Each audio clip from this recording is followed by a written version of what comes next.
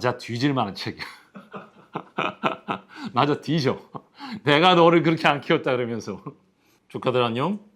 오랜만이야. 엉클 잔이 다시 북클럽으로 돌아왔는데 오랜만에 돌아왔는데 조카들 그 사이에 책 좀 읽고 있었어? 자, 요번에 소개할 책은 그 책은 바로 환단고기.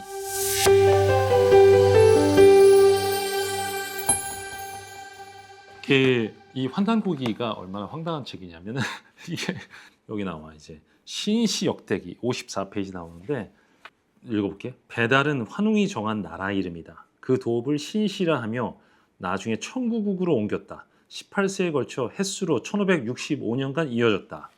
환웅이 정한 나라인데 여기 몇 대 환웅 이렇게 나와. 그러니까 임금이라고 비슷한 느낌이겠지. 그래서 1세는 환웅천왕이니 일명 거발환이라고도 한다. 94년간 재위했는데 BC 3897년에서 3804년간 재위했으며 120세까지 살았다. 2세는 거불리 환웅이니 86년간 재위했으며 102세까지 살았다. 3세 우야고 환웅 135세까지 살았고 99년간 재위. 4세 막사라 환웅 막사셨나 봐. 107년간 재위. 129세까지 살 이렇게 해가지고 18세 거불란 환웅까지 나오는데 48년간 재위. 좀 짧게 하셨네. 82세까지 사셨대. 자, 여기서부터 좀 숨이 턱 막히지. 야, 이걸 믿어야 하는가? 그래서 여기에 읽을 거리로 환국은 존재하는가? 이게 뭐 언제적부터 있었다는 얘기야 도대체? 뭐 이런 얘기가 나오는데 단군세기, 우리가 말하는 단기 뭐 이렇게 나오잖아. 단기 여기 나오는 거야. 그래서 84페이지 옛 기록에 말한다. 왕검의 아버지는 단웅이고 어머니는 웅씨의 왕녀다. 그러니까 그 환국이 끝나고 그 제일 마지막 환웅인 단웅하고 웅씨의 왕녀하고 결혼해서 낳은 애가 왕검이라는 거지. 신묘년 5월 2일 인시의 박달나무 아래에서 태어났다. 신인의 덕이 있어 멀고 가까운 사람들이 겁내어 복종했다. 14세 되던 갑진년에 웅씨 왕이 그의 신성함을 듣고 비왕으로 삼아 대읍의 다스림을 섭정하도록 하였다. 어쩌고 저쩌고. 그래서 단군 왕검이라고 했다. 비왕의 자리에 있기를 24년, 제위에 있기를 93년이었으며 130세까지 살았다. 이런 얘기가 나와. 그래서 어떤 유튜브 보면 그런 얘기 나올 거야. 이게 외계인들 얘기를 하는 거야. 그래서 외계 왕국이 이렇게 있어가지고 왕국이 있었는데 거기에서 금이 필요했대. 금이 필요했는데 막 찾아보니까 금이 많이 붙여 있는 행성이 그 지구였다는 거야. 그래서 그 외계 행성의 지배자인 그 존재의 자식들 중에서 하나가 용기 있게 그럼 내가 지구에 가겠다 해서 와서 여기에 와가지고 여기 정착했는데 시행착오 끝에 여기에 있는 미개한 종족 중에 하나하고 같이 교배를 해가지고 그래가지고 반신반인된 존재가 만들어진 게 바로 이렇게 되었다. 그래서 단군왕검이 그런 서사가 있는 거야. 서사. 근데 이 서사가 수메르 신화하고 되게 겹쳐. 그래서 이 외계인설, 우리의 조상은 외계인이다라는 외계인설이 있는 거야. 엄청 SF 같잖아. 그래서 이걸 그런 관점에서 읽어보면 되게 재밌어. 그런 게 나와서 동북아시아를 지배하는 얘기부터 나오는데 삼촌은 그거 완전히 믿을 생각은 없는데 어쨌든 재밌는 얘기야. 단군 왕검들이 몇 대까지 나오냐면 47세 단군 고열가 제위 58년까지 나온다.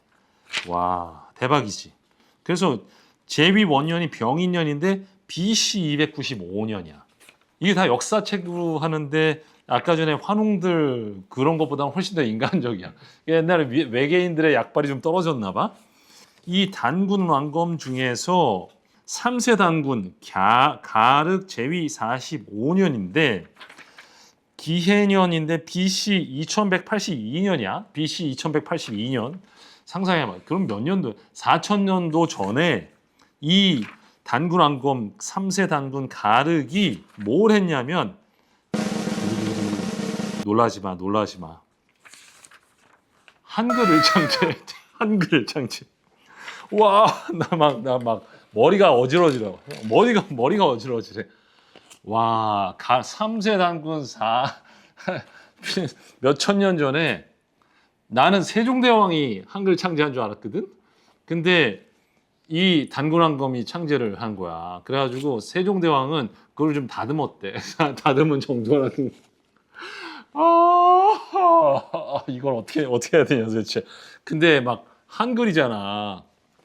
근데 여기 이런 얘기가 나와요. 제위 2년 경자년 BC 2181년이다. 당시 풍속이 아직 같지 않고 방언이 서로 달라 비록 형체를 본떠 뜻을 표현하는 진짜 글이 있었지만 10집이 사는 마을에도 말이 통하지 않는 경우가 많고 백리 되는 나라에서는 글자로 서로 이해하기 어려웠다. 그리하여 삼랑 을보르객에 명하여 정음 38자를 만들게 하니 이것이 가림토 문자이다. 그 문자는 다음과 같다라고 해서 딱 나오는 거야. 그래서 해설 이기동 교수님이 쓴 거야. 정인지의 훈민정음 서문에 의하면 훈민정음은 고전을 참고해서 제작했다고 되어 있는데 고전에 대한 해석에 몽고 글자를 보는 설도 있고 옛 전서로 보는 설도 있지만 둘 다 훈민정음과 거리가 멀다. 따라서 고전은 여기서 말하는 가림토 문자로 보는 것이 타당할 것으로 보인다. 단군세기는 고려 말 이암 선생이 찬술했고 이암 선생의 손자가 세종대왕 때 좌의정을 지낸 이원대감이었으므로 이원대감이 한글 창제에 고심하는 세종대왕에게 가림토 문자에 대해 보고했을 가능성이 크다. 뭔가 그럴듯하지 않아. 이 4000년도 전에 이미 한글은 창제되었다. 와. 근데 이제 정인지의 훈민정음 서문에 이 얘기가 나온다는 거 아니야. 그래서 찾아봐라 유튜브에 가림토 문자 찾아보면 막 나오는데 그때부터 조카들 그때부터 이제 정말 돌이킬 수 없는 국뽕의 세계로 빠지는 거야. 이게 여기에 빠지면 이제 현실과의 거리감이 멀어지면서 조카들 잘못하면 격리돼야 될 수도 있어.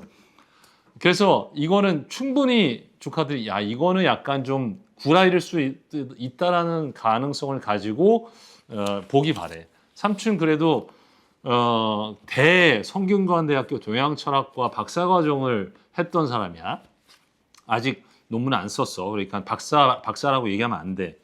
근데 그래서 그런 삼촌이 환단고기가 있는 게 모두가 다 사실이다. 가림토 문자, 엉클 존이 전부 다 사실이라고 했다. 뭐 한글 4000년 전에 창제됐다. 이런 얘기 하고 다니면 안 돼. 근데 어쨌든 이게 정말 대단한 SF라고 받아들여도 재미삼아 읽을 만도 한데 삼촌이 주목하는 거는 다시 한번 말하지만 이기동 교수님이 생각하는 이 환단고기의 정수는 한국 철학의 원형이 담겨 있고 일본이나 중국 다른 서양하고도 구별되는 한마음 우리 마음 속에 이 밑바탕에 있는 영성 20세기 21세기 서양에서 말하는 스피리추얼리즘의 원형이 되는 그 바탕이 되는 게 여기에 있다. 삼촌이 그 영성에 대해서 나중에 자세히 다루겠는데 삼촌이 또 영성의 전의를 한 30년 했어요. 그래서 그거를 얘기를 할 텐데 우리나라에서는 이 환단고기를 한번 읽어보면 좋겠다. 자, 이 얘기를 좀 전달을 하면서 환단고기에 대해서 좀 얘기를 좀 더 해보자고.